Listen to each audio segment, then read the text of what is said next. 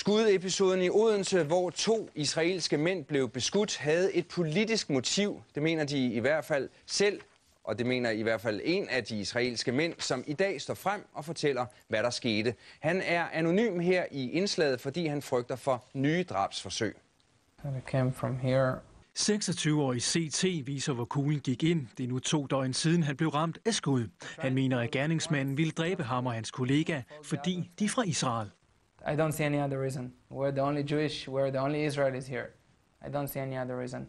I går blev en 27-årig dansk-palæstinenser varetægtsfængslet i 4 uger, sigtet for drabsforsøg på de 2 israelere. Onsdag eftermiddag blev de 2 mænd opsøgt i deres stand her i Rosengård-centret i Odense, og en mand sårede dem begge med skud fra en pistol. He shot me the first time in the leg, then the second shot, it was pointing at me, but my friend, my colleague, threw a chair on him and disturbed him. This is how he got his own shot in the hand, and he kept on shooting all over. Episoden er kulmination på flere måneders chikaneri fra en gruppe unge palæstinensere, hævder den israelske ejer af den stand, hvor de 2 mænd arbejdede. Blandt andet er den israeler, som blev skudt i armen, blev truet på livet. He says, you took my country, I will take your life. And just went out. A bunch of people coming and cursing us, shouting at us, yelling at us, saying stuff in Arabic. Israel, it's fuck Israel, it's kill the Jews. Broren til den 27-årige dansk-palæstinenser, som er sigtet for drabsforsøg, afviste i går over for TV2-nyhederne, at der skulle ligge et politisk motiv til grund for skudepisoden. Med den forklaring virker forundring hos israelerne. It's all lies, and they know it, and everybody know that every person, they have a common sense, can understand that in the last few days, during this thing in Gaza Strip, if it's not a political issue, so what is it? CT regner med at blive udskrevet fra hospitalet om et par dage. Han forstår palæstinensernes frustration over Israels angreb i Gaza, men han forstår ikke, hvorfor konflikten skal udspille sig i Danmark. It's not something that you should spread it all around the world. Now you're going to feel the anger all around the world because of things like this.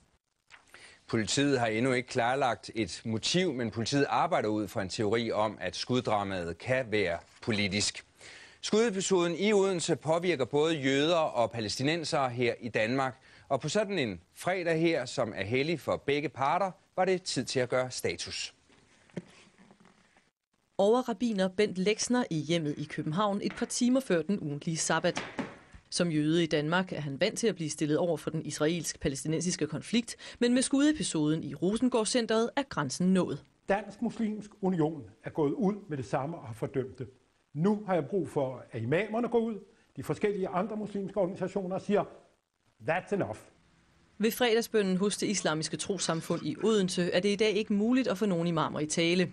Og udenfor er der forskellige meninger om den mand, som er anholdt for skyderiet mod de 2 israelere. Jeg forstår ham 100%. Han er min ven. Jeg har vokset op sammen med ham. At føre det herop til er stadig forkert, for uanset hvad der foregår, den får man ikke herop. For vi bor jo i et demokratisk land som Danmark, og det er jo forkert at have de problemer heroppe jo. Foran synagogen midt i København står der som altid en vagt, og politiet patruljerer regelmæssigt i området. Jeg er glad for, at jeg kan føle mig tryg, når jeg går til gudstjeneste, men kan selvfølgelig være ked af, at situationen er sådan, at det er nødvendigt. Vi lever i et fredeligt land, og der er en tosse, der angriber nogle israelere. Det kan ikke påvirke helhedsbilledet af fred og tryghed herhjemme. Og formanden for den dansk-palæstinensiske venskabsforening ønsker også at holde den voldelige del af konflikten væk fra Danmark. Jeg opfordrer netop folk til nu at komme ud og deltage i den offentlige debat, men måske også at komme ud og demonstrere, hvis det er det, man vil, men at gøre det på demokratisk vis og på fredelig vis. Der bor ca. 7.000 jøder i Danmark og ca. 23.000 palæstinensere.